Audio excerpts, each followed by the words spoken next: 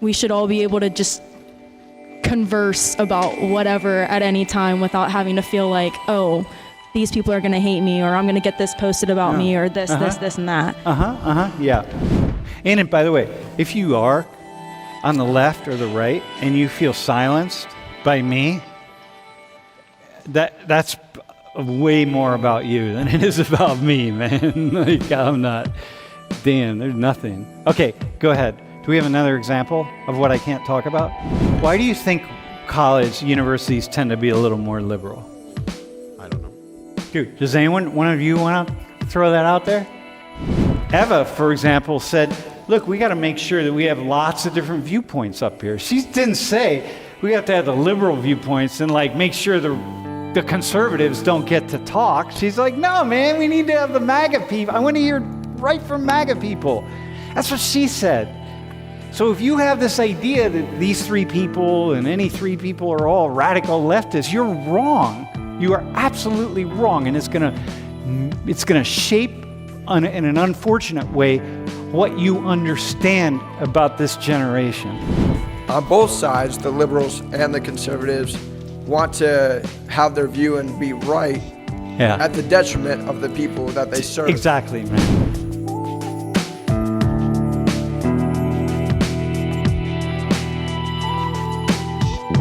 It's not something that we shouldn't talk about, but I feel like when we are talking about something, we should look through all viewpoints. Because I know, like, with the MAGA thing, it was like all liberals. And so I'm like, I would have liked for like a conservative to come up here and say their viewpoint, because I feel like the one guy said that they were just being like attacked and like maybe like a false narrative almost. Yeah. So we don't want to like false narrative them, if you know what I'm saying. Them. Them? Who are them? The MAGA person? Yeah, the MAGA people, yeah. I need to make sure that lots of different viewpoints are on the table. That's hard. That's difficult to do, by the way. You do. Yeah, but I hear you. I try to do that. What's the problem with what you were saying? For me, if you're me, what's the problem with what you're saying? Like you would say, like, yeah, okay, that's a really good idea, but... That's a good idea, but it's hard to get those people to volunteer. Yeah, because it's difficult to do that. Yeah, like, for example, the three of you volunteered. 2 of you are 18 and 1 is 19. You're really young, which is important because, you're this new generation coming up, but you don't have a lot of experience. So, like, here we are. We're going to run this thing without a lot of experience. So it's like, oh, okay, here we go. But yeah, that's awesome. I really appreciate you gave a great example. Yeah. I think a main part and why it's hard to get, a whole bunch of different viewpoints is because of what I was saying before, is that everyone's so stuck on proving their own point that a lot of people can feel not like bullied, but just kind of like, well, what's the point in saying what I'm going to say if I'm going to get backlash from it? Like, as someone was saying last class, when you asked around, like, who's a MAGA supporter, and no one raised their hand, but then someone asked, like, who's a liberal, and like a whole bunch of people raised their hand. It's like the backlash that you feel like you're going to get just because you have a different viewpoint. And I feel like that's what this class is about, which is why I don't really think there's any topics that we can't talk about, because we should all be able to just converse about whatever at any time without having to feel like, oh, these people are going to hate me, or I'm going to get this posted about me, or this, and that. Yeah, that's why. Okay, I want to respond to something really fast. Can you put me on yellow? The problem is that it was on the second day of class, and I just very quickly said, are there any MAGA supporters? There were plenty of people in here who, in retrospect, would raise their hand and be like, yeah, I'll talk, whatever, I'll come down and talk. If I said we need a MAGA supporter to come down, people will come down. But, it happened really fast. So don't think that every conservative person in this classroom is afraid to speak, because they're not. I know that because I've been teaching this for so many decades. I know they're not. And so But I do know that on average, in many other classes, in many places, people have felt attacked, people on the right. And so people would silence a little bit. But pretty quickly you figure out in here, I'm not going to do that. And by the way, if you are on the left or the right and you feel silenced by me, that's way more about you than it is about me, man. Like, I'm not, Dan, there's nothing. Okay, go ahead. Do we have another example of what I can't talk about?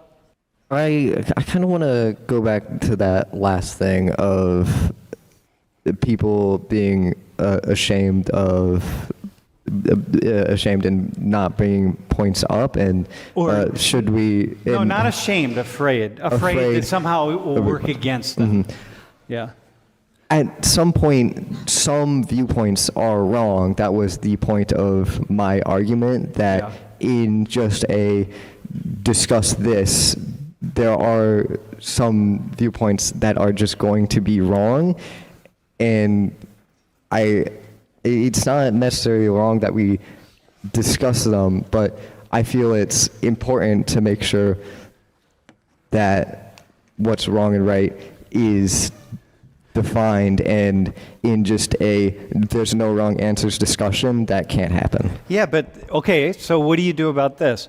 Who's going to make that decision, right? Because what I would say is mostly the far left, the really liberal points that people make are more likely to be wrong, and the really conservative far right points that people make are more likely to be wrong. That mostly, if you want to get to wisdom and that kind of stuff, you got to kind of have elements of all these things. So it's like, but who's going to decide that, man? I don't know. Okay, but you're working that. As an 18-year-old college student who's just starting college, this is something that you're working through. All right? Hey, by the way, so you get that. If you're watching on the stream, it's like he's working through that. It's 18. That's good that you're working through that. You should be thinking about that. Okay.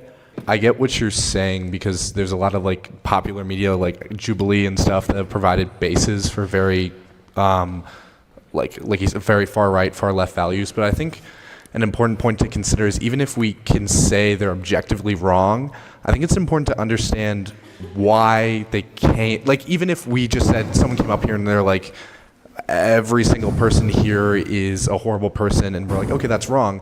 It's important to understand how they came to that point. Like, what is the background? Yeah. And so if we set this basis of, like, we want diverse opinions, but we want diverse opinions that are limited to not too far one way or the other, because they're maybe wrong, and they may be legitimately wrong.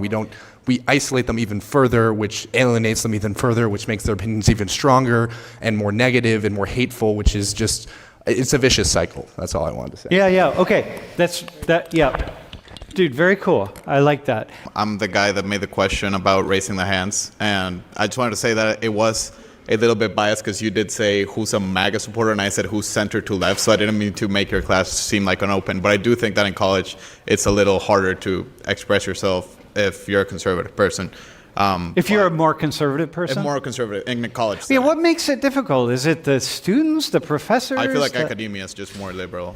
It's more liberal? Like the setting of academia. Wait, you mean like the business school, or you mean like sociology? The more vocal and media oriented, then usually the more liberal it is, because at least in colleges. Why do you think universities tend to be a little more liberal? I don't know. Dude, does one of you want to throw that out there? Wait. Oh, well, because go ahead. Research funding and things like that, which are more liberal based, which is like, for example, Trump just cut an enormous funding in medicine and mRNA vaccines, so that probably makes. Does somebody? Yeah. All right, hang on. I want to ask this question. Jaden, can you answer that? Can you try to answer that question? Why is it, do you think, that college students in general and universities on average will be a little bit more liberal, whatever that means? Well, I think that like the perception that like college is super liberal is like somewhat misled, right? Like I think that like Well, like, I don't think, like, many of my professors have ever expressed, like, particularly liberal opinions. Like, honestly, if I've ever heard a professor say anything positive about a politician, it was Donald Trump. Like, I don't know that. You mean they've said positive? Yes. Professors are more likely to say something positive about Trump. Yeah, well, and I don't know if that's, like, a biased sample set. I think probably most of my professors are pretty liberal. I also think that, like, to go into, like, academia, like, the kind of person that would pick that as a career path would be more likely to be progressive, like that they value education and knowledge and sharing that with other people, which tend to be values more associated with progressives than conservatives. Okay, all right. So I have a thought here. I'm just going to jump in on this thought, okay? When you're young, you have a lot of hope. Like little kids. Little kids are not, unless they're abused, they're not jaded. Little kids, man, take them out to the park and they stop and they pick up a muddy stone and they're like, whoa, look at this muddy stone. And the parents are like, oh, don't pick that up, it's dirty. And they pick up a stick and they're like, look at this cool stick. And the parents are like, oh my God, a stick, watch out, you're gonna poke your eye out. All that kind of stuff, right? Kids aren't jaded, kids are like, oh, life. And then you sort of start coming of age and you find out, man, there's a lot of hungry people in the world. There's a lot of wars going on. There's a lot of just problems in the world. We should fix those. Come on, man. We should be better than this. Why don't we fix those? We have hungry, like if a little kid sees someone who's hungry, the little kid's eating an apple, it's a homeless person, the little kid is far more likely to give the homeless person their apple than the parent. Because like little kids are just like, hey, you share, like share your apples. Like, come on, we share, like do that, okay? I have the idea that when you sort of go through high school and you get out of high school and you start learning about problems in the world, the tendency is what you're going to want to do is like, let's fix these. Come on, let's fix them. Like, let's go. And you believe that all these problems are fixable. And then you're drawn more toward a more liberal type narrative, which is like, hey, let's intervene and stop the wars, and let's send food to hungry people, and let's do this, and let's stop poverty. The person doesn't have a job. They need jobs. Let's build houses. We have too many homeless people. Let's build houses. And when you're younger, you're more likely to lean in that direction of like, let's fix the problem. And then as you get older, you start realizing, oh, damn, man, these problems are really complicated. I don't know if we're going to be able to fix this. And that's a little bit different. And that's not saying that some people, even from a very young age, are like, yeah, but they get introduced to ideas that are, you know what, man, the way to fix these problems actually are don't build houses for people. No. What you want to do is you want to set up a system where people learn to, and indeed are forced to, figure out how to build a house on their own. A more, what we would identify as a classically conservative idea. Don't step in and help. Man, people got to do it themselves. Or the military. Most of what militaries do in the world is peacekeeping and various development assistance. It's not killing people and battling people. So if you're in the military, what you learn is you probably never go to war. You're probably never going to shoot your gun and harm another human being. But what you will almost certainly do is go someplace, keep peace, build schools, build this, do that, do whatever. You're going to do that. And so, you learn these things. Anyway, that's my take on it. That's what I think. So it's natural that college students would be like, yeah, we can fix this. Come on, let's go, guys. We can fix it. Like Penn State, we can win a football game. Just adding on to what you were just saying, I think it's a very different scenario when you're by yourself or when you're in a small group of your close friends versus when you're in a public domain. Because when you're like out in society or when you're in a public domain, people often tend to put on a facade or they portray themselves in a certain scenario for whatever reasons they would. Yeah, I hear that. Yeah, I agree with you on that. So I hear that. It's a bit different when we speak about that. Yeah, no, it's also different in here, but y'all I don't know. There's also truth, and then there's what's really going on, and then there's the perception of what's going on.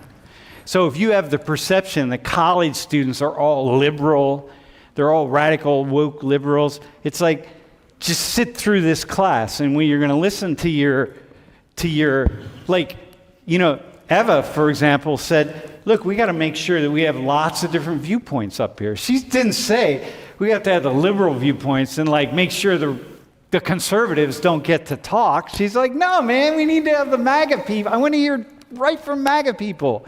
That's what she said. So if you have this idea that these three people and any three people are all radical leftists, you're wrong. You are absolutely wrong, and it's going to shape in an unfortunate way what you understand about this generation. One of the topics I want to bring up is just what you were saying about the military and what nations usually do.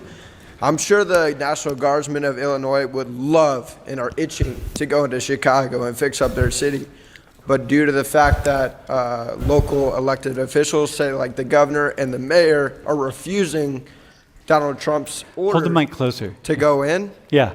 they want to push against it because it's Trump. Yeah, it's politics. Yeah, it's politics. So on both sides, the liberals and the conservatives want to have their view and be right Yeah. at the detriment of the people that they serve. Exactly, man. Exactly. And it's not getting to the more interesting stuff, which is like really the stuff it's far more complicated, man. Yeah. All right, Bella. I think a huge part about the right and wrong is that we all have different definitions of what we think is right and wrong. Yep. I think a lot of things that deal with politics and what we believe is how high we put it on like a morality scale.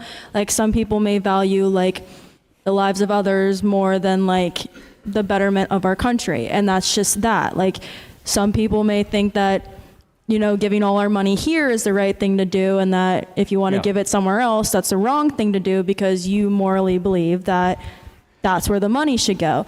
So I think it's hard to say that we can't have right and wrong conversations because we don't have the same viewpoints on what is right and what is wrong. Yeah, like everybody's willing to pay taxes. Right. They just want to spend their tax dollars on things they want to spend it on. Yeah.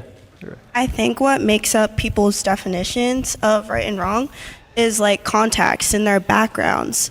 Like, for example, like everyone in my mom's side, my dad's side, they're all liberal Christians. So, like, obviously there's exceptions. I could be conservative, but I am a liberal Christian.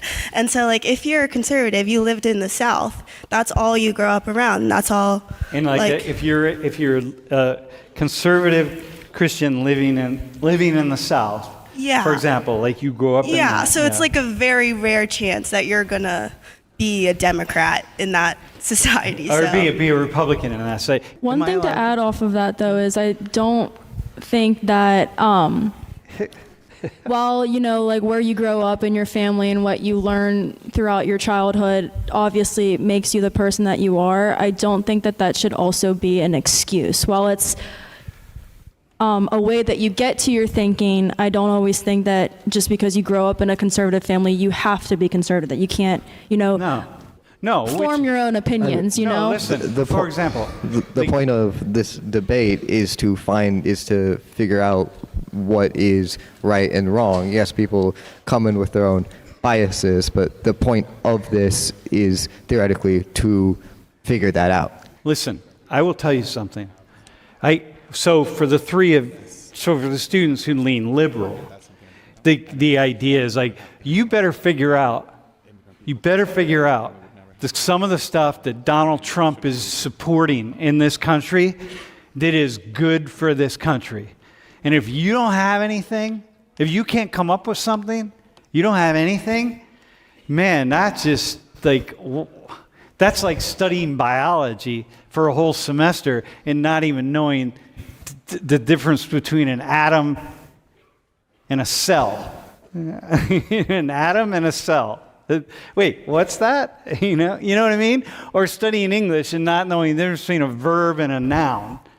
It's like, you better figure it out, because that's what it is.